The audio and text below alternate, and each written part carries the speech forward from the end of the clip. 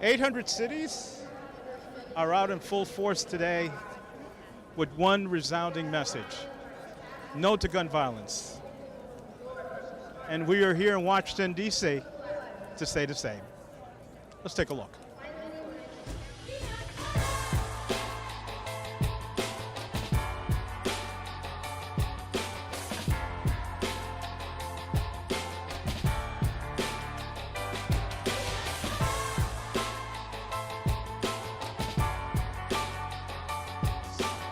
And we are joined here by one of the organizers, Bishop Wright, all the way from Harlem, New York. How are you, ma'am? I'm doing great today. How are you? I'm doing excellent. Great to have you here. Thank you, thank you, thank you. It's an honor and a privilege to be here today. I wouldn't have missed this for anything in the world.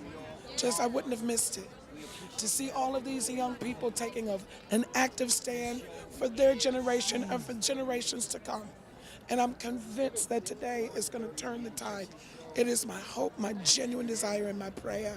Oh, wonderful, Yeah. wonderful. Amen. Amen. Amen. It has to come to an end sooner or later, correct? Sooner or later. Too many lives have been lost. Well, you know, I've taught for 33 years.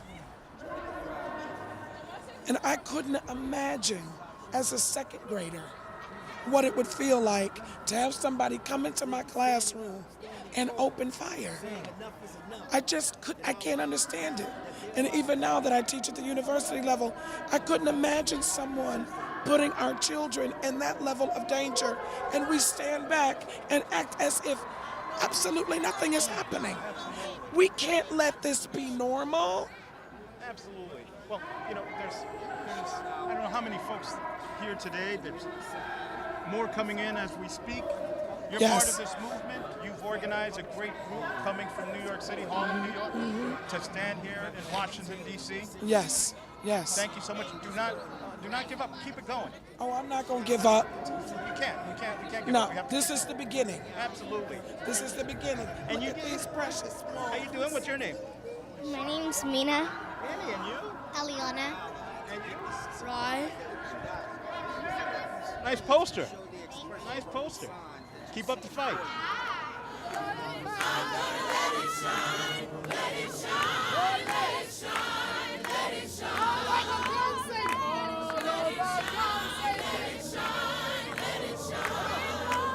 We're all from New York. You're our representative. Yeah. This turnout, Yeah. amazing. Amazing. How are you feeling, ma'am? I'm energized, and I'm so excited and so grateful to have this many young people wanting to be heard by Washington, by Congress, to do the right thing, to take on the NRA, to demand gun safety, to demand common sense gun reforms.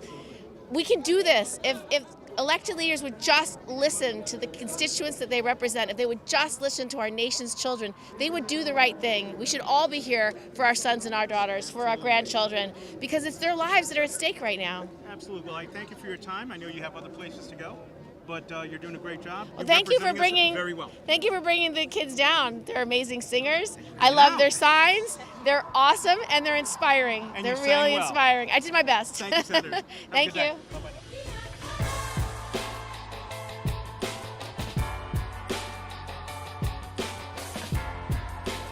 Everyone is here. Teachers, educators, children, parents. Yes, sir. Your name, sir? My name is Jonas Atley. Jonas, congratulations. Thank you. It's great to see a parent mobilize their children to fight the good fight. They'll remember sir. this. Oh, yes. Oh, yes. My main reason to bring them here today is for them to be bold enough to speak the truth, to speak what is right, and stand up for what is right in their lives. Because most people don't speak their minds, and they just sit aside, and there cannot be any change if we don't stand up and fight for what is right. Absolutely. And I believe that will be a lesson for them, and it's so emotional for me to come here and participate in this. You're doing a great thing. How old are your children? 8, 11, and 8. Wow, what a great start. Yes, what sir. a great start in life. Yes. Have to be involved. That's the only way you make a difference. Yes, sir. What are we here to do today? About no guns. Very good. No guns. No Yeah. guns. No Yes. guns. Yep. Right? No guns? No guns. No guns? Yes, no guns. Well, thank you so much. Congratulations. Great kids. Thank you. Appreciate it.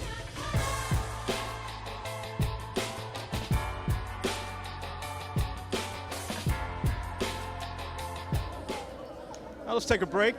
Listen to a message from Treatment Partners of America, saving lives.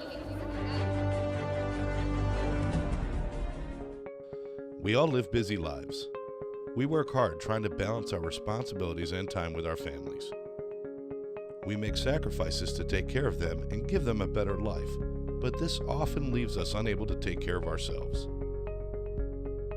Now we may be faced with tough circumstances that sometimes lead to decisions that could be detrimental to ourselves and all of those who we care for. Getting help may seem difficult. You may think you're letting your family down, but in reality, going into drug and alcohol treatment program is a small investment that can yield a lifetime of benefits for you and your family. In the right environment, with a proper caring team devoted to progress and an honest willingness to overcome your problems, going into treatment can be the best decision that you have ever made.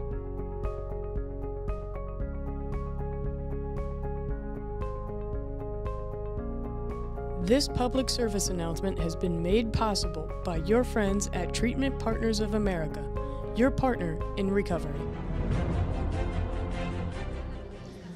What a great day, what a great honor to have the mayor of Mount Vernon, Mayor Thomas, with us here at Washington, D.C. And Mr. Mayor, you brought a big group with you here. Listen, our kids are our future, and they are leading the way. And when Parkland happened, they reached out, and I said, absolutely, we're going to get off the bench, we're going to rally around you, and we're going to make sure that we march together for our lives. It's really amazing. I've heard, and we're from New York City, and we hear so many great things that you're doing out of Mount Vernon. You have had issues with violence, I think, like everywhere else, correct? We have, but because of, love trumps hate all the time. And what I can tell you is when you connect the network of disconnects, you work with the faith-based community, you work with nonprofits, you work within the government, meaning finding those people that want to lead within the police department, giving them a platform to stand up and stand tall and stand firm on what they believe. And you connect that network of disconnects, you'll have the same result that we had at Mount Vernon. Crime has dramatically dropped by 32%. And it's not just a one-time thing, it's continuous. So I'm really excited that we've been able to turn that around by building relationships and trust on both sides of the badge. And today is just another day where we bring wisdom and energy together to form we the people, we young people, we all people are moving together forward. Wonderful. What do you and your team take away from this event today? What we take away is that, it's taken 2 decades for people to realize that it's enough. Enough is enough. The time is now. And it's just like, Rip Van Winkle waking up after 20 years, realizing that it's now President George Washington. So since Columbine happened in 1998, 20 years later, people are waking up and realizing that the revolution is now. And I'm excited that all the incremental victories have finally added up to people taking the stand against organizations like the NRA and making it clear that it's not okay to have weapons of war accessible in our schools and killing our kids. It's a cultural change. Legislation will be needed, but our culture is permanently changed, and that's what's most important. And we're very excited that you're leading the way. Mayor Thomas, thank you so much for your time. God bless you. God bless your city. Thank you. God bless Mount Vernon. God bless our country. And that's our kids to take it, and they're taking it forward. Thank you, sir. Got it. Thanks. God bless you. We're here in Washington, D.C., saying no to gun violence, and we're joined here. We're honored to have Yancey Harrell. He's going to tell us a little bit about his son. Mr. Harrell. Yes, my son Charles was killed in January 2011 in a case of mistaken identity. 2 guys was fighting over a girl, and they thought my son was a guy coming back to retaliate and put 4 bullets in him. 26 days after my son was murdered, his only son was born.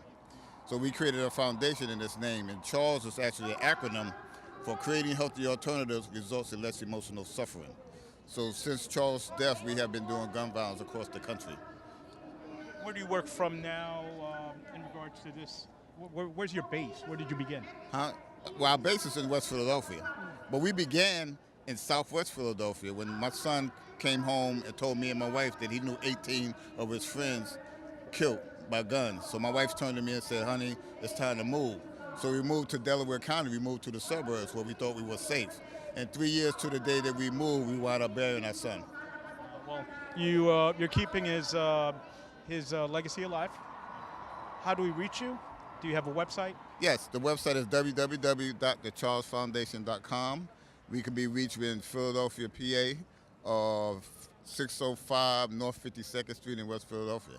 Outstanding, sir. Thank you for your time. Our condolences. Hopefully these type of events will make a difference. Thank you.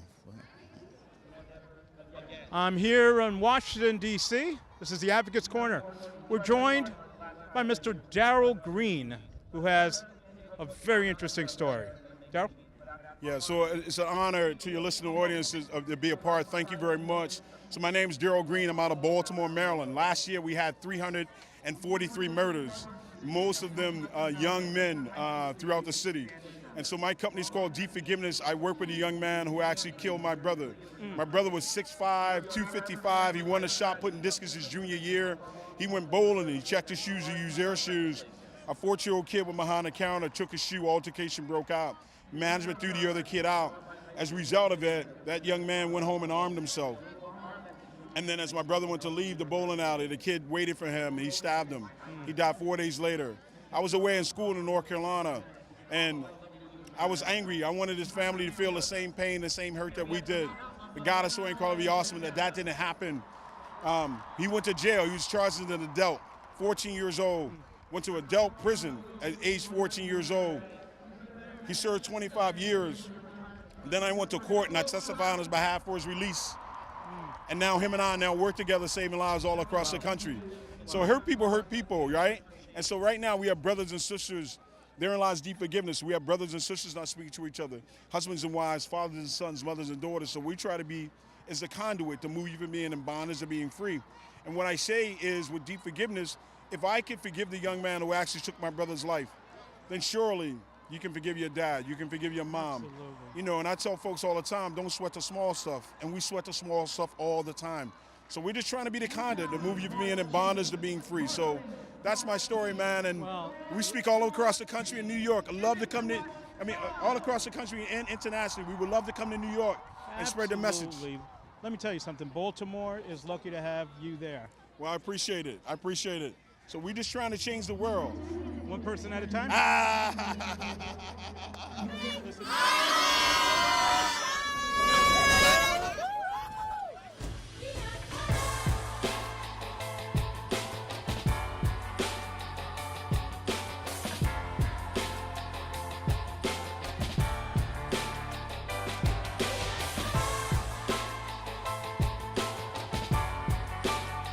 Tell us who's here. So we have West Harlem Development Corporation sponsoring the Arise program, which we're under, and the Girl Scouts of Harlem, all from West Harlem, CB9 area.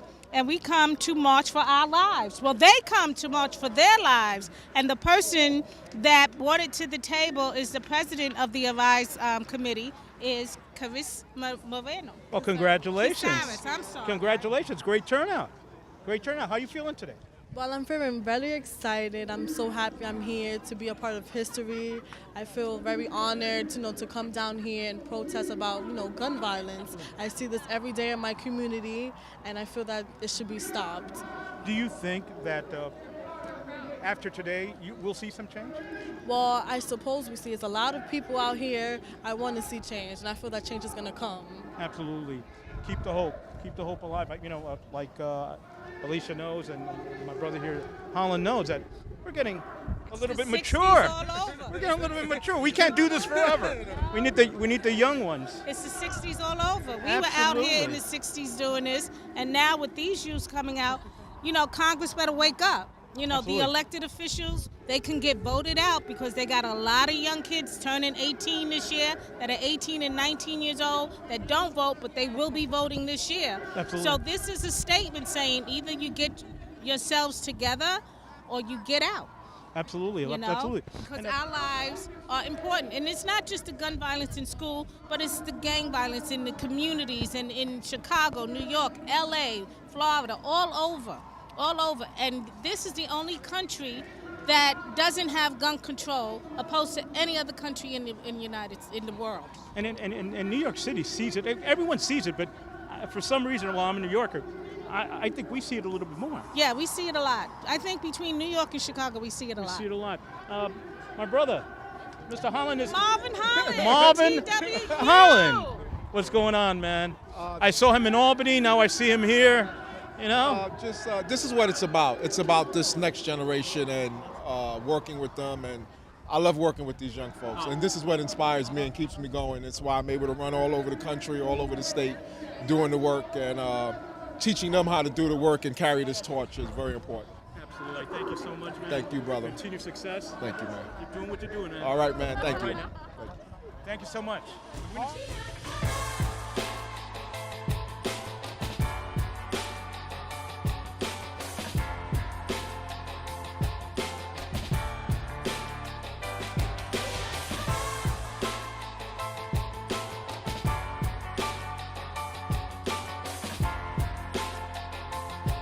We have New York City's very own district leader and one of the best individuals you would want to know in Harlem and East Harlem area, my brother Keith Lilly. Sir, great job today. Thank you so much, Clark. I really appreciate that. This has been an amazing day, as you mentioned. I can't believe it to do all that we've done with bringing a delegation of young folks down here to Washington, D.C. to experience the moment of protesting and fighting for their rights and just simply trying to save their lives. enough is enough, and our group really represented today. I'm so proud of them. And what topped it off, you had the New York Senator Kirsten Gillibrand come by and stay with us for over half an hour. That was just the icing on the cake for us. Yes. Let me ask you, Steve. I know as an organizer, sometimes it's easy to put these things together and from point A to point B. How long have you been planning this? A week. A week, literally. I got the call. Listen, we got a couple of buses for you. Can you put something together? Okay, let's do it. Thank God I have my daughter, Kiana, who invited her choir, who you experienced singing, and very good. She invited her friends from school, and we got folks from NYU and other folks from Harlem. So it was good. And you know what? Not for nothing, it wasn't about me organizing. It was about people wanting to be a part of this. Young folks wanted to be a part of this. And so when the word got out, they wanted to get on the bus. And so that's how we got our Young Freedom Riders. Chuck White, how you doing, my brother? Always doing great things? Trying. Good job. Good job.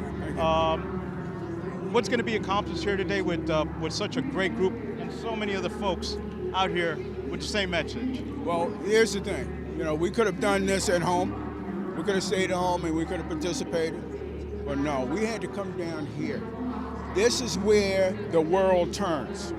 This is where the world turns. And in the spirit of our ancestors, the Freedom Riders, the people who also got our civil rights, the people who stopped the war, in their spirit, we've come down here because the Freedom Riders got together interracially, came down to the South, tried to desegregate the South. Absolutely. Took bombings and everything else to do that. So we're reflective of them. But here's one thing that we do know. When America's youth takes its angst and mobilizes it, the whole nation changes. We're joined by Keoka Jackson, president of the 25th Precinct Council in New York City. She's out here in Washington, D.C., joining the protesters on gun violence. How are you, ma'am? I'm good today. I'm excited about being out here. I came to stand with my young people to stand against gun violence, and this is a passion for me, and you know that. We have so much going on in our community, but we also have a lot going on in the United States, and we have to change our gun laws immediately. You are a mentor, Keoka, for so many young folks in East Harlem, but West Harlem as well. When you see all these young folks out here protesting, how does that make you feel? Oh my God, I'm elated. I'm excited for them. I'm motivated. Any other words you want to fill in the blank with, I'm that, because it's amazing to see our young people stand together and stand up. Where do we go from here? Everyone goes home, everyone goes their separate ways. There was 800 cities protesting today in their own respective ways. Where do we go from here? We go from here, we don't stop. As community leaders, we need to begin to teach our young people that the March on Washington is not where we stop, that now we need to march in our states, talk to our state senators, talk to our community council members, because those are the people that matter, and they actually are supposed to represent us and push legislation for us. And so what we begin to do now is to educate our young people about government, about legislation and how policies work, and it takes us. So yes, they're out here now, and they're motivated and they're fired up, and so we have to continue that fire by continuing to teach them, educating them, and teaching them how to continue to fight for their rights locally. And then by giving them that knowledge, we'll show them how they continue in the future. So that's what I'm ready to do. I'm ready to continue to teach our kids how to continue to fight and how to make that fight worth fighting. We thank you for joining us on the Advocates Corner. I'm Clark Pena. Until next time. To all young people participating in today's March for Our Lives, each step you take today is a step in a better direction. But we still have a long way to go, so keep marching. Show up when it counts and encourage your friends to join you. Keep making your voices heard. We want you to know New York City hears you.